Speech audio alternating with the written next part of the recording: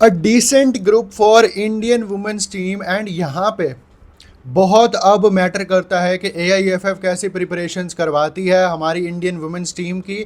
Plus यहाँ पे अब एक रियलिस्टिक चांस हमारा बन चुका है कि हम एशियन कप में भी अच्छा कर सकते हैं। एंड क्या पता हम आने वाले फीफा वुमेन्स वर्ल्ड कप के लिए भी क्वालिफाई हो जाएं।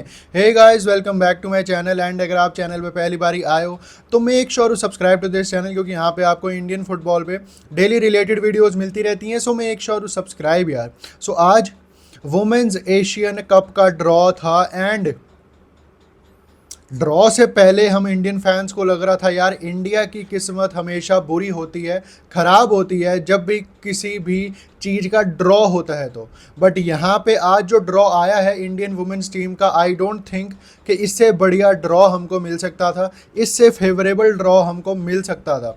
यहाँ पे इंडिया की वुमेन्स टीम ग्रुप सी में पॉइज्ड है, along with Japan, Vietnam, Chinese Taipei end of course India. तो यहाँ पे चार ऐसी टीम्स जो कि आपस में भिड़ेंगी आने वाले वुमेन्स एशियन कप में ग्रुप सी में। एंड इसमें अगर देखा जाए तो this is a decent group, this is a good group. And यहाँ पे India Chinese Taipei and Vietnam के फिक्सचर्स को टारगेट कर सकती है। उन दोनों टीम्स के अगेंस्ट अगर हम पॉजिटिव रिजल्ट्स निकालते हैं तो ना सिर्फ हम एशिया कप के क्वार्टर फाइनल्स में जाएंगे, बल्कि हम वर्ल्ड कप की भी दावेदारी पेश कर सकते हैं। फिर यहाँ पे हमारी ग्रुप में जापान भी है, बट अगर आप जापान को हटा दो, क्योंकि वर्ल्ड नंबर 7, वर्ल्ड रैंकिंग 7 की टीम है जापान, एंड वो भैया बहुत बुरा हाल करेगी इंडियन वुमेन्स टीम का, ये हम सबको पता है। अगर जापान और इंडिया का मैच, जो कि ऑफ कोर्स होगा ही क्योंकि हमारे ग्रुप में है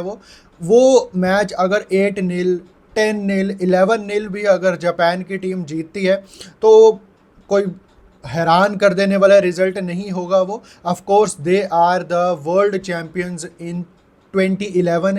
एंड जिस तरह से वो फुटबॉल को डोमिनेट करते हैं, वुमेंस फुटबॉल को, जिस तरह से उनकी रैंकिंग है, जिस तरह से वो European teams and south American teams तक को हरा देते हैं, तो यहाँ पे इंडिया अगर जापान वाले फिक्सचर में कम गोल्स खाए तो यहाँ पे हम वियतनाम एंड चाइनीज़ ताइपे दोनों के अगेंस्ट पॉजिटिव रिजल्ट्स की उम्मीद रख सकते हैं। क्योंकि यहाँ पे अगर आप चाइनीज़ ताइपे की रैंकिंग देखो, 42nd in the world. And यहाँ पे चाइनीज़ ताइपे की ऐसी टीम कोई नहीं है कि उनके प्लेयर्स यूरोपियन लीग्स में खेलते हैं या साउथ अमेरिकन लीग्स में खेलते हैं। चाइनीज़ ताइपे की प्लेयर्स अगर आप देखोगे तो वो उनकी अपनी ही लीग में खेलते हैं, उनके डोमेस्टिक प्लेयर्स हैं सारे के सारे जो चाइनीज़ ताइपे में ही खेलते हैं उनकी लीग में। एंड 42nd रैंक है उनकी वर्ल्ड में, इतनी ज़्यादा कोई बड़ी रैंकिंग अच्छी भी नहीं है उनकी। With better preparations we can beat them. And अगर दूसरी तरफ मैं वियतनाम की बात करूं, येस ऑल दो वियतनाम के एक दो प्लेयर्स हैं जो चाइनीज़ लीग में खेलते हैं, 37th रैंकिंग है वियतनाम की इन द वर्ल्ड। बट यहाँ पे हम वियतनाम के अगेंस्ट भी पॉजिटिव रिजल्ट निकाल सकते हैं विद बेटर प्रिपरेशंस। अब मैं ये क्यों कह रहा हूँ, क्योंकि यहाँ से अब AIFF के ऊपर है कि वो अगले 6 से 8 महीने में, क्योंकि मार्च 2026 में है women's Asian cup, leading up to that हम कैसे प्रिपरेशन करते हैं, हमारे AIFF कैसे प्रिपरेशंस करवाती है हमारी टीम को, किन किन के अगेंस्ट हम फ्रेंडलीज खेलते हैं। क्योंकि यहाँ पे कह तो दिया है हमारी AIFF ने कि 15 से 18 फ्रेंडलीज हम खेलेंगे बिफोर एशियन कप, बट यहाँ पे क्वालिटी फिक्सचर्स वो होने चाहिए।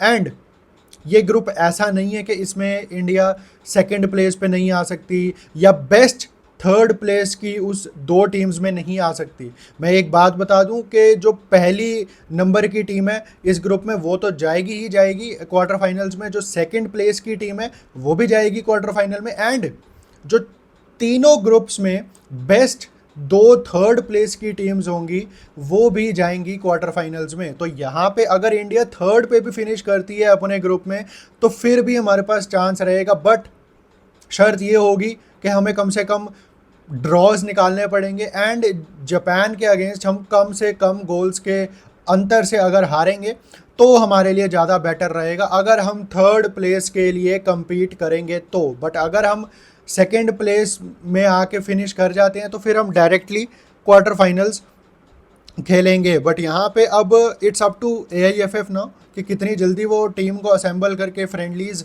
अनाउंस करते हैं, किन के अगेंस्ट हम फ्रेंडलीज खेलते हैं। एंड यहाँ पे अच्छे फ्रेंडलीज होने चाहिए, एक अच्छा गुड फॉरेन असिस्टेंट कोच भी होना चाहिए क्रिस्पिन छेत्री के साथ, क्योंकि उनको इतना एक्सपीरियंस नहीं है कॉन्टिनेंटल कॉम्पिटिशन्स में कैसे नेशनल टीम को लीड करा जाता है। ऑल्दो यस उन्होंने क्वालिफाई करवाया हमको वुमेन्स एशियन कप के लिए, बट एक गुड फॉरेन असिस्टेंट कोच होना चाहिए क्रिस्पिन छेत्री के साथ, जो कि उनको गाइड करता रहे कि कैसे प्रिपरेशन करानी है, कौन सी ड्रिल्स करानी है, किन प्लेयर्स को कैसे टैक्टिकली सुपीरियर बनाना है। हमने आने वाले 6 to 8 मंथ्स में क्या हमारी टैक्टिक्स होनी चाहिए। एक फॉरेन कोच का जो माइंडसेट होता है वो एक अलग तरीके का माइंडसेट होता है। बट यस अगर दूसरी तरफ मैं बांग्लादेश की वुमेंस टीम की बात करूं तो उनका मैटर शुरू होने से पहले ही ख़त्म है, क्योंकि अगर आप बांग्लादेश का ग्रुप देखो उसमें नॉर्थ कोरिया है, उसमें उज़्बेकिस्तान है, उसमें चाइना है।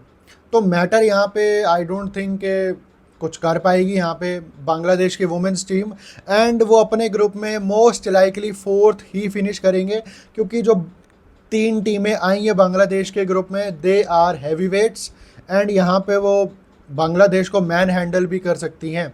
बट यहाँ पे अब देखते हैं कि कैसे हम अपने ग्रुप में इंडियन वुमेंस टीम खेलती है हमारी, एंड क्या प्रिडिक्शंस है हमारे ग्रुप की। Do let me know in the comment section. एक गुड चांस है हमारे को एशियन कप के क्वार्टर फाइनल में पहुंचने का, वर्ल्ड कप पहुंचने का, इससे बढ़िया चांस आई डोंट थिंक कि मिल सकता था हमको। Do let me know your thoughts कि हम कौन से पोजीशन पे ख़त्म करेंगे अपने ग्रुप में, क्या हम वियतनाम एंड चाइनीज़ ताइपे के अगेंस्ट विन्स दर्ज कर पाएंगे। Do let me know in the comment section. तो यही थी आज की वीडियो, अगर आपको पसंद आई हो तो लाइक शेयर एंड सब्सक्राइब जरूर कर देना। Till then peace out.